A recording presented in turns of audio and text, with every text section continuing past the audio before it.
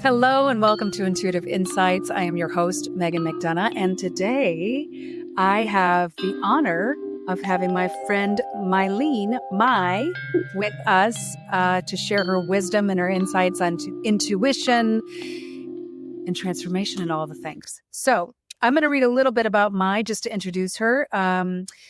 Mylene Mye Hendrick is a seasoned executive and soulful mentor who transforms leadership into a journey of self-discovery and empowerment. After spearheading strategy, design, and user experience at Fortune 500 companies like Target, is that TJ Maxx? TJX? Yeah. TJ Maxx? Damn girl. Okay. TJ Maxx companies and Fidelity, my bank.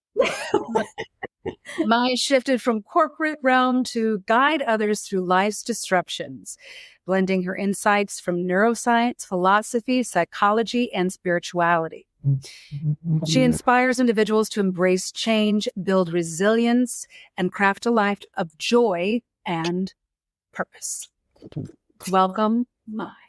Thank you so much, Meghan. Oh my gosh, thank you so much. I am super thrilled to be here. Thank you for the invite. I'm so great. Well, I have to say how we met.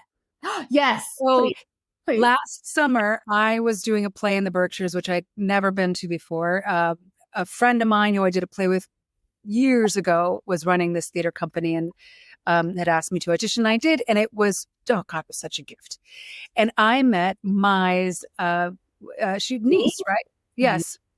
She was in the show with me, Hero, a fabulous, talented, gorgeous young actress. And Mye came to the show and we met. And I believe I just fell in love because you're awesome. Yeah, I mean, there were so many synchronicities where we were like, synchronicities. Wait, huh? Exactly. So, and we had such a great time. And so I wanted you, since we do something somewhat similar, or at least in the same vein, I wanted to explore one. What is your definition of intuition? What is that, a receipt? Well, you know what? I kept the receipt that we had. Stop it. Because there were, you see all these like things that I circled that you actually pointed out. Oh, that's right. I've totally forgot about that because it was chock full of angel numbers. Yeah. No, there was 444-818, which is my favorite number. Yeah. You should move to the Valley. You know, so just FYI, I have kept it. So okay, that just made my heart like but that's really I've kept it. It was yeah, that was such a that place itself. What's the name of that place? I know what it looks like. Yes. Greenaway Lodge. It was the first time I went there with the group. I had the most synchronicity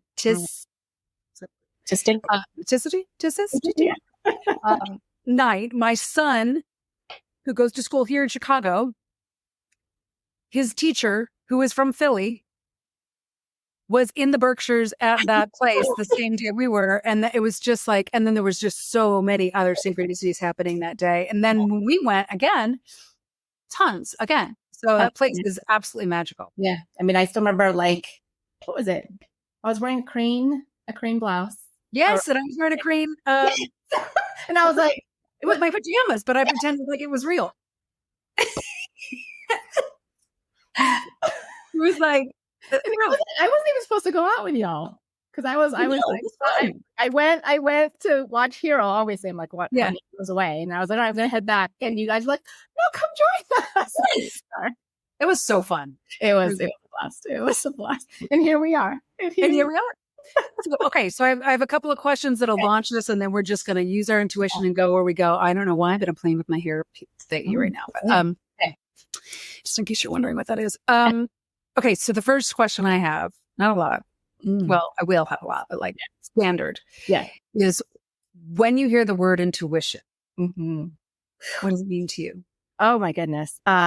Intuition to me, or how I define it, is that it's that voice that sometimes can be so silent, but it's the voice for me that is from my heart and my soul. It's the one that pulls me and guides me to say, hey, here's your North Star. Here's your true north. Yeah. Sometimes it can be so drowned out by everything else in this world.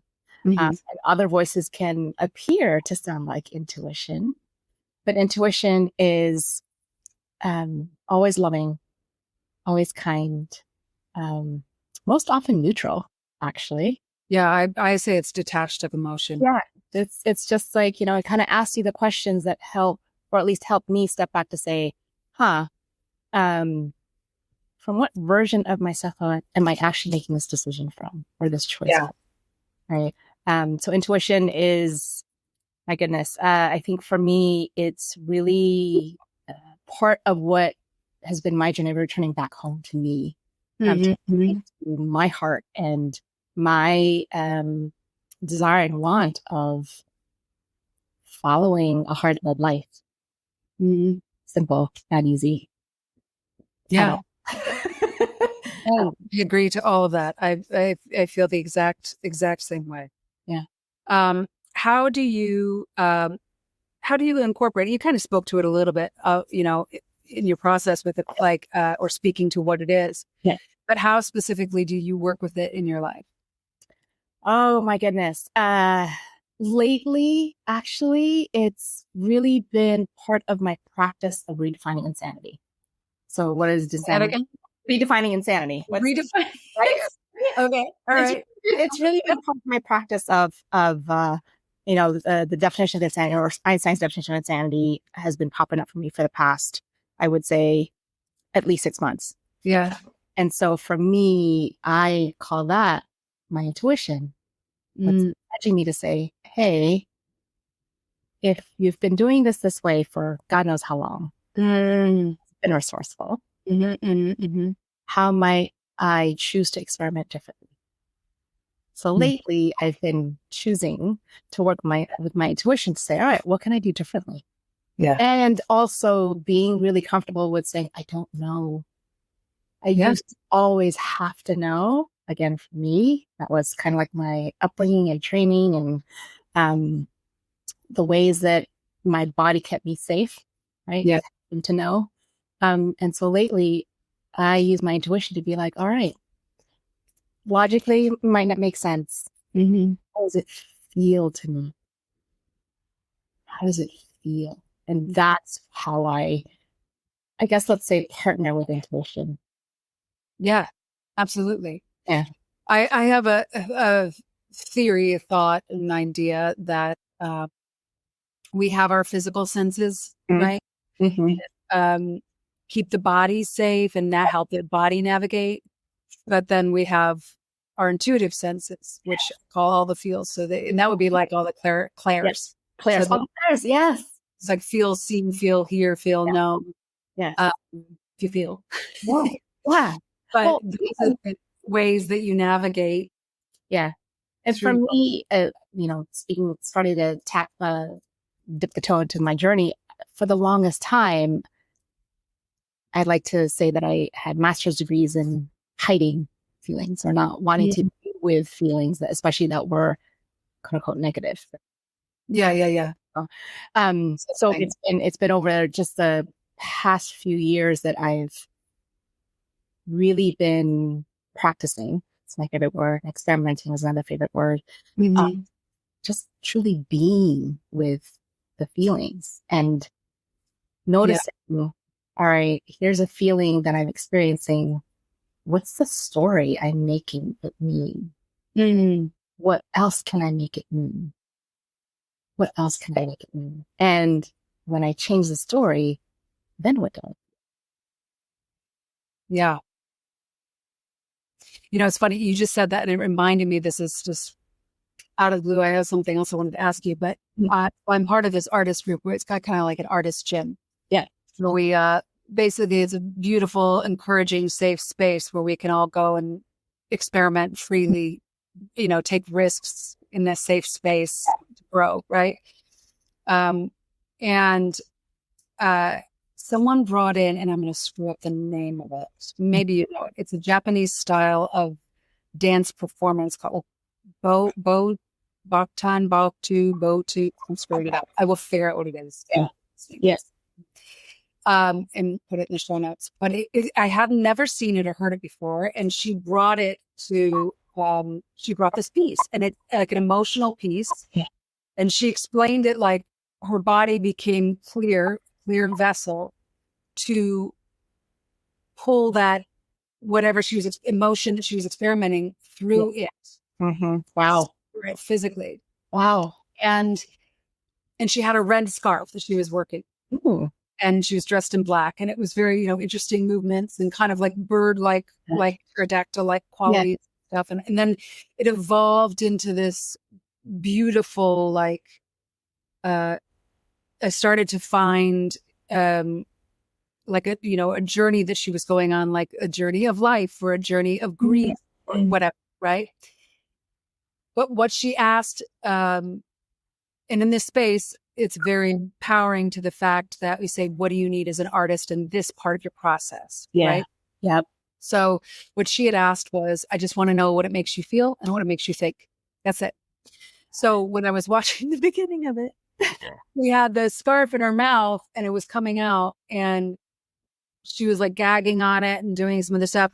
And all I could see was like, and I, this is not meant to be political, but all I could see was Trump with the red tie. A gargoyle was like breaking out of his back and trying to come out. And that was just the beginning. So I was like, but then I was like, no, it's not it. That's not it. Stop thinking that. Stop thinking that. I was able to like let it go. But point is, my mind, and then we had a discussion of this, my mind was trying to make something out of it. Yeah. Well, that's its job. Time relaxing into it and just experiencing the being. It's its job, right? So I like to say, I love the mind. Fascinating. So I love that you're speaking about this, because one of the jobs of the mind is to fill in the gaps. Yeah.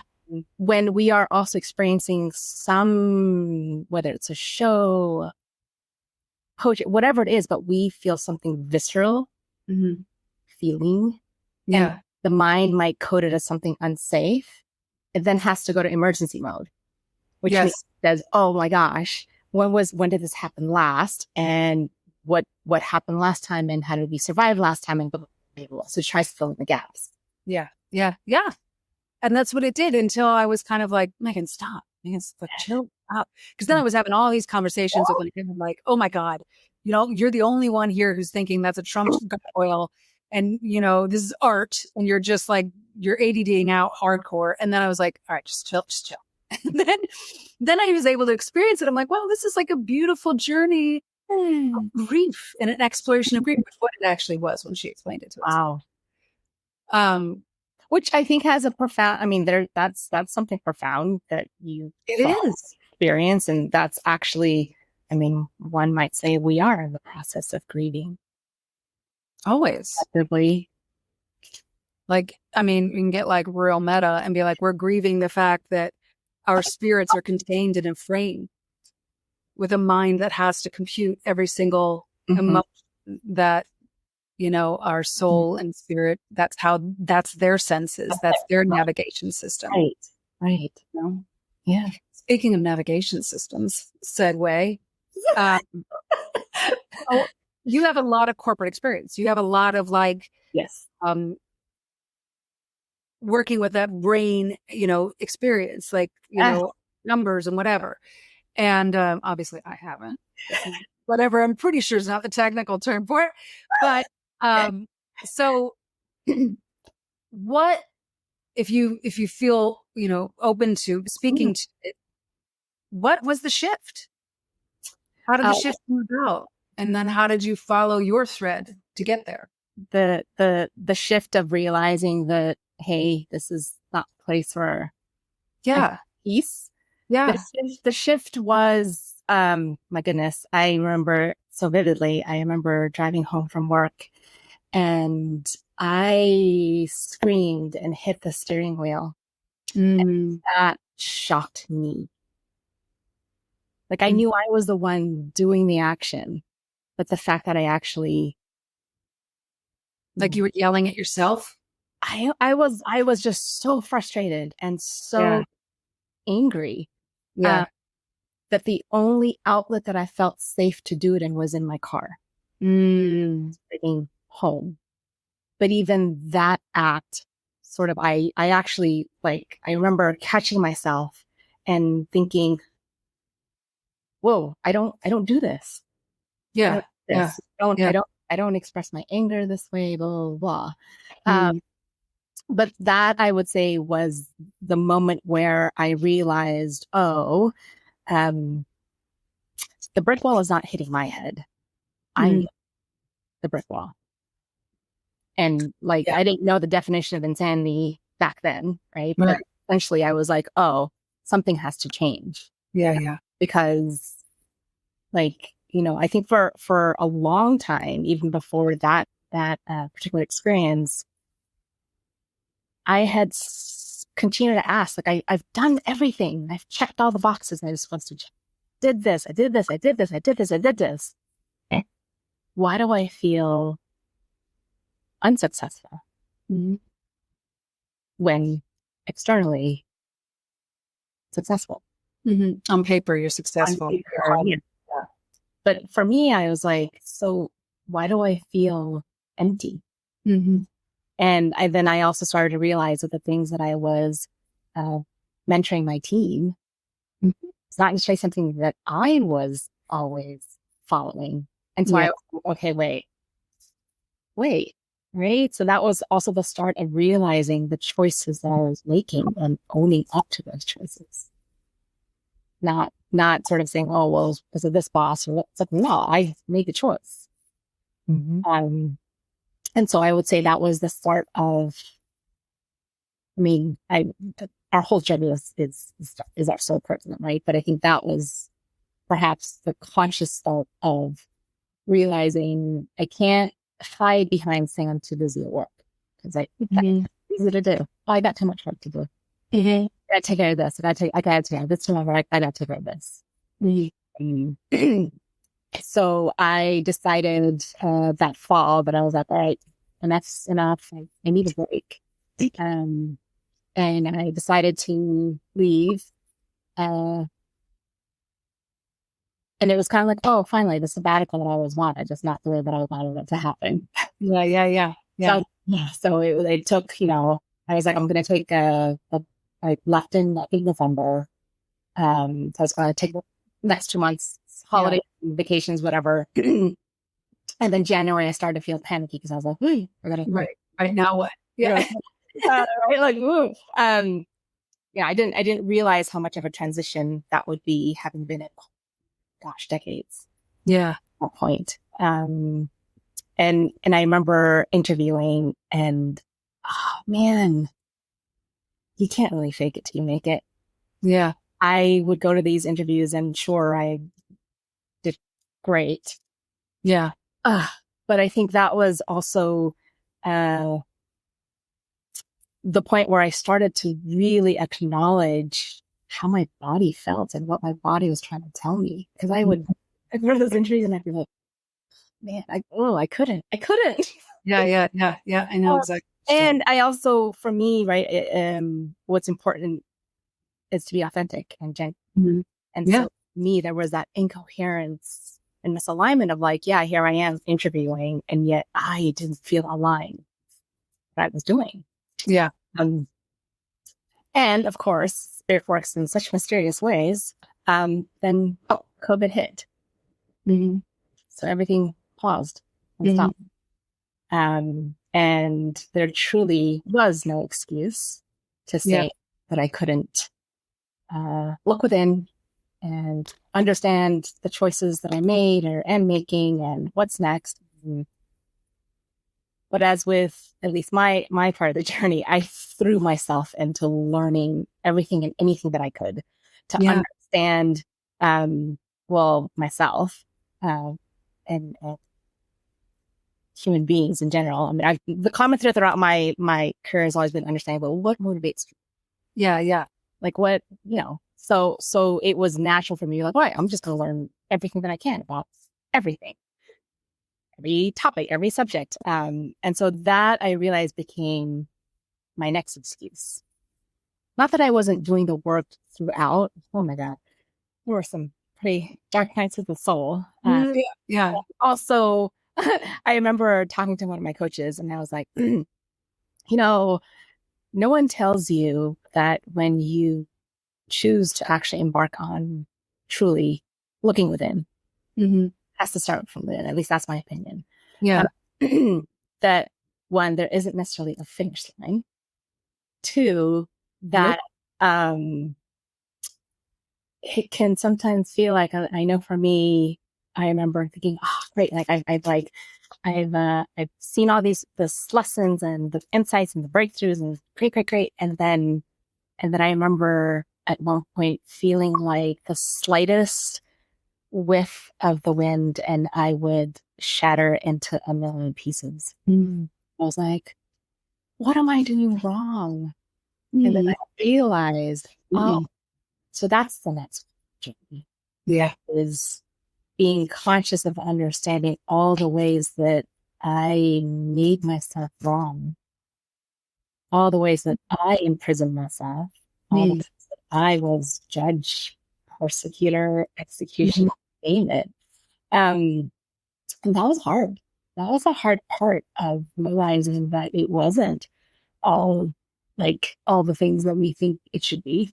It's mom, dad, whatever. It was me.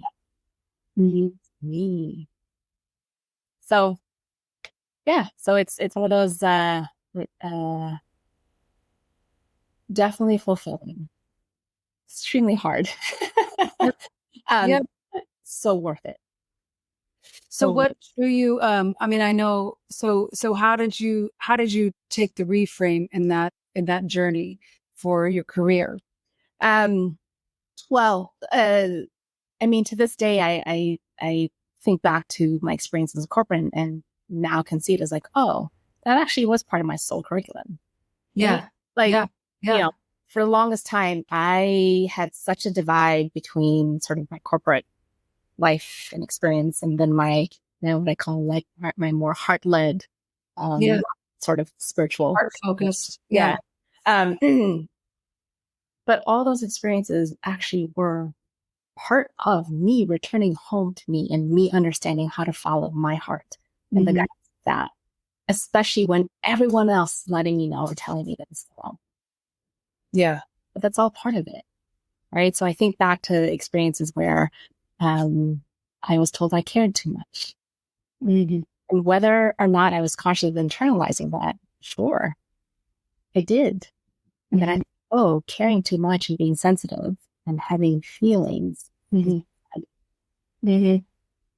I realized, actually, no, we actually, it might actually be resourceful for us to care a little bit more. Yeah, I want to speak to that because I too had that told to me, you know, try too hard, care too much. And I mean, we got lots of love to give, you know, so we want to give it, but not everybody's ready for that, you know, or not everybody's That's true. That's true. You know, or prepared or whatever it is. That doesn't matter. Yeah. What the thing that matters, and then I want to speak to what my yoga teacher had told me, but it's not that you cared too much, it's that you're too attached to the result of the caring you have. Yeah. Well, and so and then that makes me what she had told me about, and something I wrestled with, which, you know, as an actor, as an artist, there's always rejection. You know, it's just banked in, you know. Your odds are very low to get something, but if you get anything that like, you're like, well, that means the odds of you getting a lot of no's is a bit greater. So in that regard, it's a spiritual journey out the gate. Right. But I remember I would care so much in the same vein about like a project or an audition or something that I really wanted or was working for or whatever. And I would attach my worthiness to whether or not it happened. Yeah. And I remember so then what I thought was the next best approach and say, I don't care. It's okay. I don't care. And she was like, no. Care. Yes. Care. Attach. Yes. Yeah. Yeah. I think, during a similar part of my journey where, I was told I cared too much. I remember actually even saying, I wish I could care less. I actually wish I could care less. Mm. You don't, though, if you're really honest with I yourself. know, right? You don't. Right. You didn't attach too much so that it hurt so bad when, yes. So that's the lesson, right? Is attachment is the, but it's also, you said it earlier, which is not everyone can receive. They're not ready or can't or will, whatever, all of the above, right? I mean, so when I think of the aura, and I think we did this together, the auric field, and I look at it like a torus shape, right? So that's got the opening at the top and the opening at the bottom, and then the energy kind of spirals around you. So, if, and again, it's similar to giving and receiving energy, compliments, love, whatever, right? Yeah. Energy. Yeah. Money, that's energy.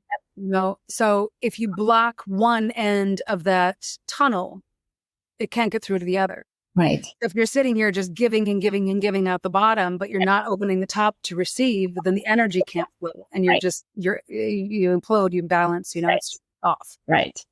Yeah. So some people aren't aware of that channel within them, and are not aware of the blocks that they have placed or life has gifted them as an opportunity to, know.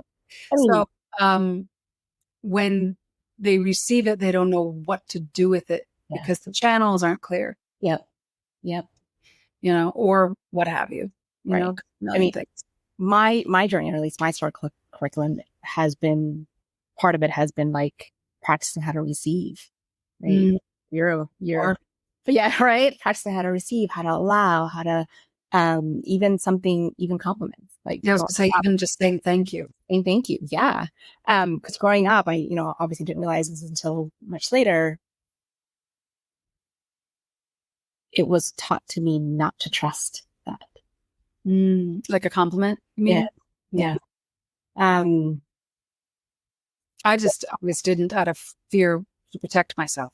Oh, yeah. They didn't mean it, then it's okay. I'll just, I'll just brush their compliment away. You're just, You want it's not even there. It's like if somebody, and that's the thing, when somebody explained it to me, it's like somebody's giving you a gift, the kind of gift. Yeah. And you make fun of yourself and dismiss it. Right. You're like hitting the gift out of their hands. Right. Like, you wouldn't do that. That's rude. Right. Well, so I'm curious, at least for you, I know the answer for me, but I'm curious, how willing and able were you to receive your own gifts to yourself? Did you? Working on that. What are you talking about? Same, but like even realizing, right, that like, I can't even receive it myself. Like, I remember doing usual work, right, of looking in the mirror and being like, I love you. Ooh, see, I love you. Yeah. It's still hard, and even in like with my kids, with the young girls group that I did, the program that I had them all make self-love mirrors, where they, like self-love sunburst mirrors. We took out popsicles and write positive I am statements, and then they had to say it and I was like, girl, you don't even do that. You're like, to me, like I was like, and I was like, yeah, say it. I am powerful. I am a superhero. I am funny. I'm kind. I'm whatever.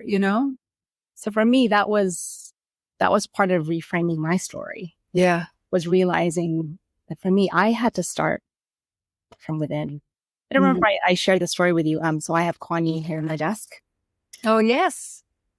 And I did this journey that my friend Laura had taken us through. It was kind of like a 7-generation maternal lineage journey. And at the end, you gather with this group of women. They are your ancestors and goddesses and whatnot. And I remember Kuan Yin walking towards me.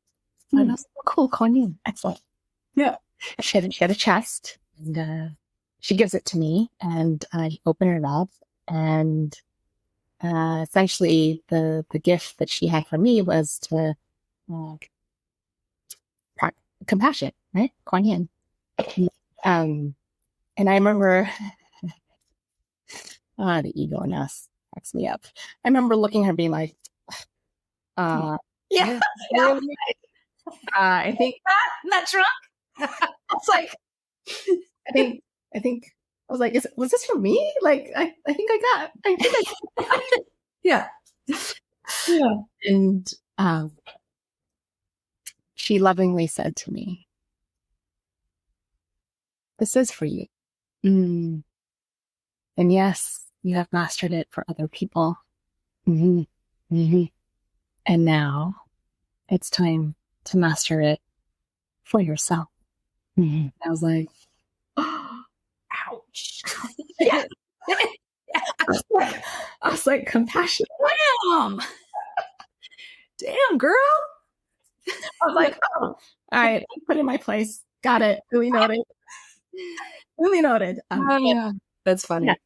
That's beautiful, though. I mean, that's the, that's the ongoing thing, though, too. ongoing. Yeah. It's funny because we see everybody else change around us, and so it's easy for us to go, they're changing, they're doing this, they got to remember to do that. And we see ourselves as the constant, right? Yes. But we're changing just as much. So we're always we have to do that with ourselves too. And that's the difficult practice to learn. Yeah. I do find that it does get easier with practice. It does. But one actually has to choose to practice. That's true. And there's many different ways to practice, though. I'll say that too. I mean, even, and this is where I've been finding the compassion for myself, is if my practice does not look like it did when I was in my 20s. I had no commitments. Yeah. And my practice was like, like textbook back in the day. Yeah. Then when you have kids and traveling, like, other personalities in the house you have to deal with, and and time is your most valuable asset that you have. You feel like a pauper in, that, it's not going to look like it did, and that's been one of the hardest parts. It looks different now, and sometimes it has a very specific structure to it. And sometimes it's just, I get up early before my kids. But sometimes that structure is me getting up, and if I just have to sit and drink my tea and brain fart until they wake, that's it too. Yeah, right. That's what you got to do. Yeah. And again, I think for me, sorry, I keep bringing it up because for me, this is a lot of what reminds me about how we can always choose to do things differently. Right. Yeah. So I was similar. I had like my meditation practice, my breathwork practice. I was doing it for over like 500 days. And then I realized, okay, it's not really, I was noticing what I was noticing. I was noticing that it wasn't actually providing me the same resourcefulness that I did before. But then I had this struggle of being like, what if I change that? What does it mean? Yes. Right? What does it mean? And so it's even in those instances where at least I noticed for myself, oh, wow, look how fear shows up in a way that really doesn't matter. It's not useful. Why do I keep doing for that small fractal, let alone all the other areas where if it's not resourceful, am I still choosing to do it? Yeah. Yeah. Yeah. I'm thinking of, it depends on for how long too, because sometimes just the showing up to the thing, whether or not it feels the same as it did in the beginning, is a reminder of humility. Yes. Do you know what I'm saying? And so you're showing up out of humility and not to get something sometimes, not always. Right. If it continues after a certain while, it's like, we got to shift things up. Yeah.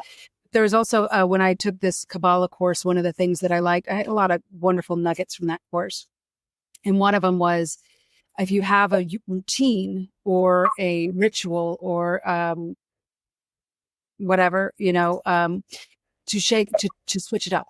Yes. Always switch it up so that you don't get attached again. You're not attached, that the spirituality isn't attached to a thing, that it's living within you, and that you are resilient and flexible to the surroundings, because the surroundings are not your spirit and not your spiritual. Yeah. I have a metaphorical medicine bag, right? Yeah. But this toolkit that I can kind of go in and be like, all right, what am I going to take up today that's going to be sourceful for me?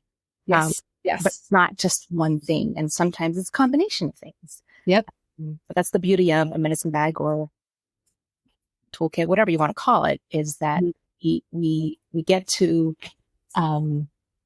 remind ourselves of all these things that we've picked up along the way. Yeah. How it's how it's been resourceful for us, and ways in which, for this point, it's not, and it's okay.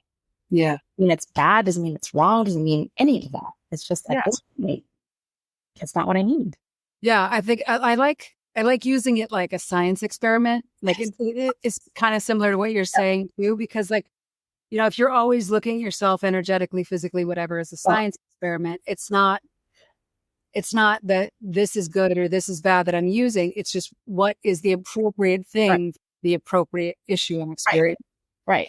I just saw this image of a paintbrush and hammer, and that usual thing of if I'm trying to paint a canvas, I'm not going to use a hammer, right? right. Yeah. Right.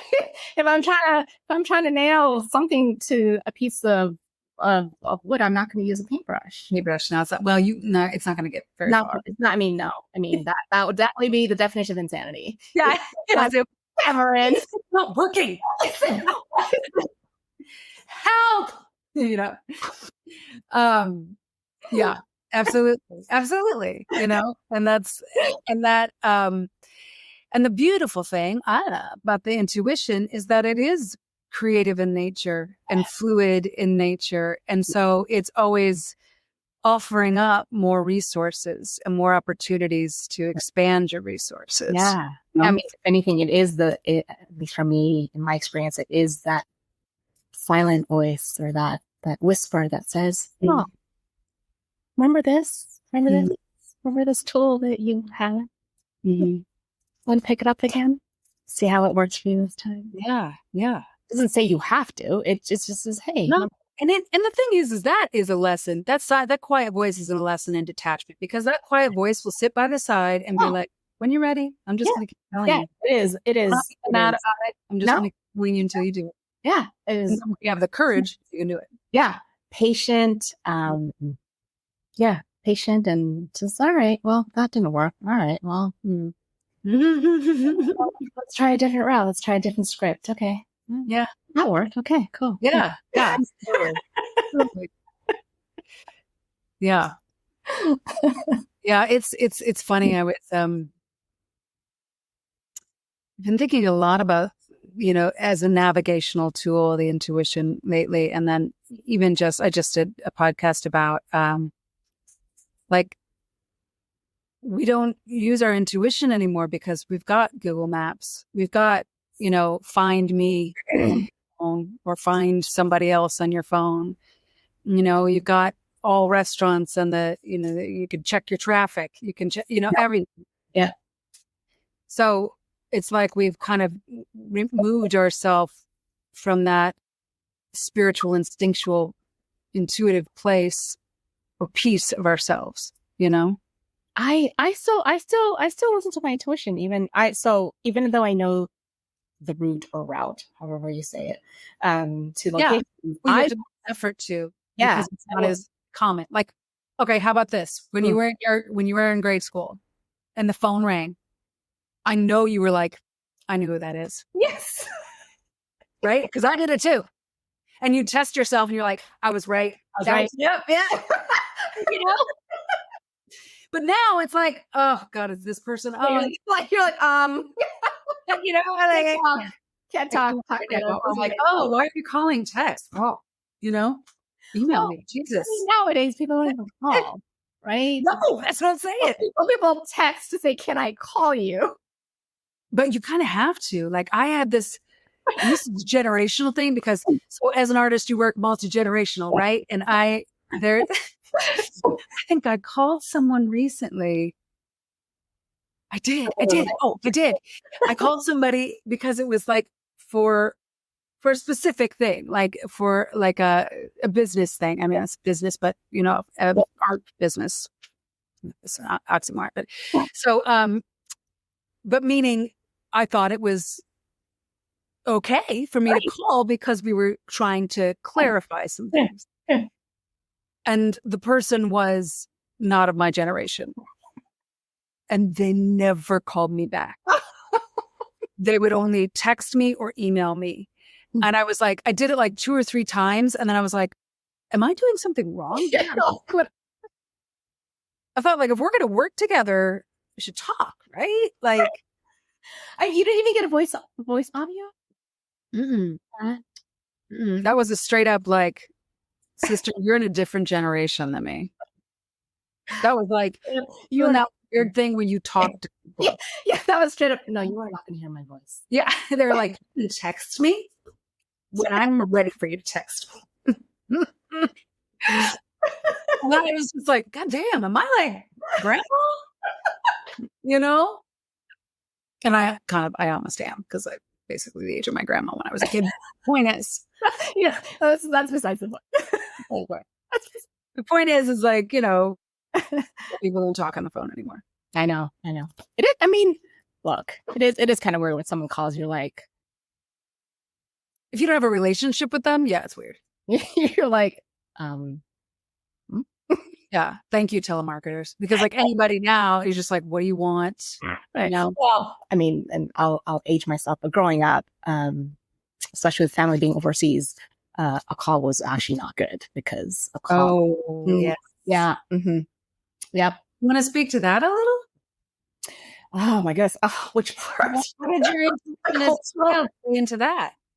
Oh my goodness. So much. I mean, So explain real quick. So all right. You grew up in right. So ethnically, I'm from the Philippines. I've never lived there. I was born in Jordan. Mm-hmm. Well, 10 years in Thailand or Israel. And I also lived in Thailand, spent summers in India, Pakistan, and Iran. And so for me, my home in the military, right? Is that right? My father was in the United Nations. United Nations, that's right. Similar kind of moving around a lot. Yeah. So for me, I didn't necessarily have a hometown per se, right? Right. Where are you from? And I'd be like, well, what years? And I'll tell you kind of where. Yeah, I'm going to tell you. Yeah. I was like, well, what year? I was like, oh, pick one. I was like, no, you pick one. I was like, no, you pick one. So even from that perspective, right, I feel very blessed that I had the opportunity to experience so many different cultures. Yeah. Different ways of being that to this day serves me because I kind of understand that. And really what I have come to notice is we have so many more similarities than we have differences. Absolutely. Like I will, sometimes we'll say, oh, that's a Filipino thing. And it's like, oh, actually, no, it's also a Israeli thing. It's also a Palestinian thing. It's also there's so many similarities. However, it was difficult for me I think one of the things that I learned from growing up in all these different places was one, the skill of being able to be flexible. Yeah. And to be able to listen and understand nuances and cultural differences and whatnot. And as with every light, there is a shadow side. But I also learned to be so flexible and to be so chameleon-like that, for a big part, like I didn't know. Which part of you was you? It was actually me. Mm-hmm. What was sort of either expected of me or something like that. So my family is from the Philippines, and that's where most of my are actually there in the US. But yeah, overseas phone calls was not a good thing. Yeah. One was expensive, and two meant that it was a phone call. It was important, isn't it? And important, not as a happy birthday important. It was an important day. Yeah. Mm-hmm. So, but yeah, again, mental models, growing up, and at the end of the day, though, I feel very blessed that I got to experience so many different cultures. And that's a lot of beautiful experience, both as a child culturally, but then also on the corporate end, because you work with, you have a beautiful way that you said it. Mm-hmm. Corporate, seasoned executives, curious young minds. Yes. To help them align with their inner strength and realign their true calm. Yeah. I mean, I think one of the things that I see, and you see this too, Megan, is the potentials and the probabilities. Right? We all have an infinite number of potentials and probabilities. Mm-hmm. And as empaths, as sensitive beings, we can actually see, hear, name all the visual and whatever representation systems, and when a person might not be in alignment with who they be. Mm-hmm. And that's a tough, speaking from our personal experience, who you are and who you know yourself to be, even if it's something or someone that people might not have easily understood or embraced or accepted. Mm-hmm. That sense of belonging is still important.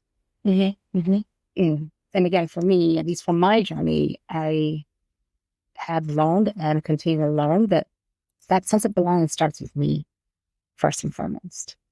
And so when people say, well, where do you feel nested home? I say, where this feels nested. Mm-hmm. Doesn't matter location-wise. It's where does this feel most at home? Yeah. And that's home. That's home. Amen.